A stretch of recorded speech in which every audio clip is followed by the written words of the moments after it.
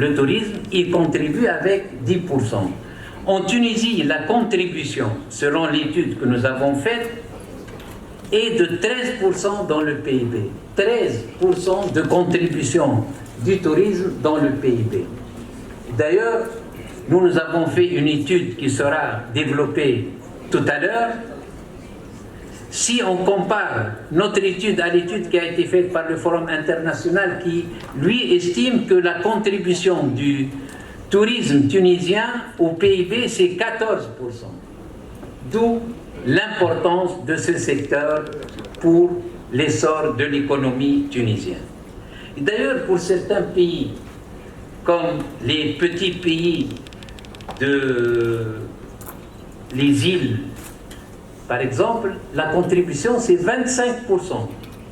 Et le tourisme, c'est le 4e. Il vient au rang numéro 4 après l'exportation du pétrole, des produits chimiques et de l'automobile. Il emploie à peu près sur une personne, sur 10 personnes, il y a une personne qui est employée par le tourisme dans le monde. D'où cette importance. Et d'où le défi que les gouvernements pourront voir et pourront s'appuyer là-dessus. Pour finir sur les chiffres, en 2017, on dénombrait 1326 millions de touristes internationaux, c'est-à-dire environ un habitant de cette planète sur 17 a passé au moins un séjour en dehors de son pays. C'est dire l'importance du tourisme dans les économies nationales et dire le potentiel de croissance de cette activité qui est compatible avec le développement durable. Il est très important de rappeler aussi les effets indirects et induits. Je discutais tout à l'heure avec vous et nous avons dit que les effets indirects et induits du tourisme sont très importants. Il n'est pas seulement la comptabilisation des nuits d'hôtel, des repas pris au restaurant, ni des consommations prises dans un café. Le tourisme, c'est plus que ça.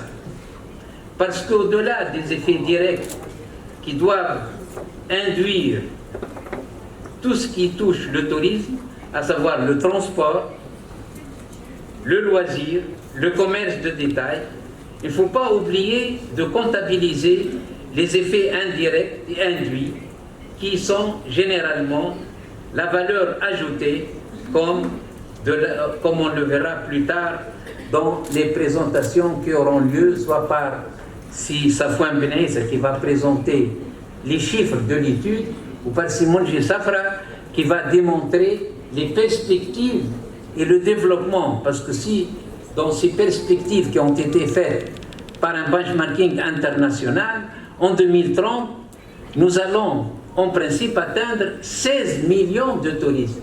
C'est-à-dire, nous devons nous préparer à ce chiffre important qui va contribuer efficacement dans l'économie tunisienne.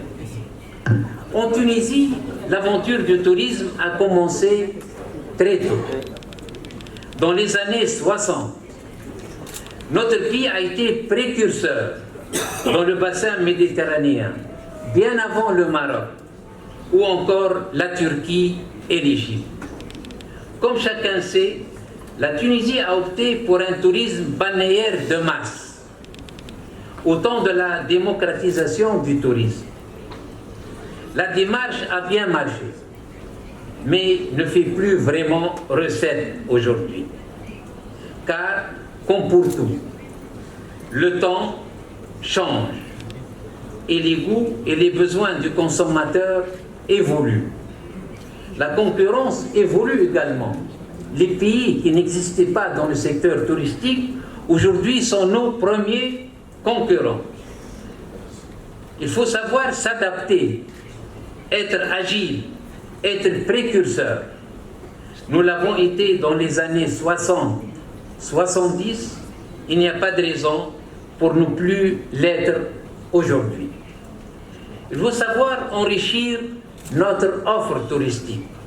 Il faut savoir changer de business model. Il faut savoir créer les conditions favorables au développement du tourisme, que ce soit en termes de législation. Là, je salue Monsieur le gouverneur de la Banque centrale pour lui dire que notre législation, en principe, doit s'adapter à cette ambition. C'est une ambition grandiose, mais les textes doivent suivre. D'accessibilité ou encore d'image, cela nécessite une volonté politique et un engagement tangible aux côtés des acteurs du secteur. La présence de Monsieur le chef du gouvernement aujourd'hui, de Monsieur le ministre du Tourisme, de Monsieur le gouverneur de la Banque centrale, de Monsieur le membre du gouvernement, de Monsieur le député, des opérateurs du secteur touristique, dénote que cette volonté existe. Et j'estime que les années à venir vont démontrer que la Tunisie a beaucoup d'atouts et que la contribution du secteur touristique va être très importante et certainement elle tuera le chômage en Tunisie. En renforçant le secteur touristique, l'État gagnerait sur tous les plans. Valeur ajoutée, recettes fiscales, emploi, formation. Nous pouvons former pour nos besoins, mais aussi nous pouvons former pour l'exportation. Et aujourd'hui, comme vous le savez, nous sommes presque les premiers exportateurs de spécialistes en informatique, presque le premier exportateur de médecins. Demain, nous serons les premiers exportateurs des spécialistes dans le secteur touristique. Il faut redimensionner le secteur touristique et sa juste valeur pour qu'il puisse devenir un fer de lance de l'économie tunisienne, permettant d'exploiter les dotations naturelles de toutes les régions. Le développement régional, de mon point de vue, passera par le développement du secteur touristique. Et il ne faut pas oublier que la Tunisie, elle l'était, elle l'est toujours. Jacques Chirac, François Mitterrand, les stars qui venaient à Tozeur, à Nefta, à Djerba, à Zarzis, à Mamet, ces villes très convoitées par des stars internationales.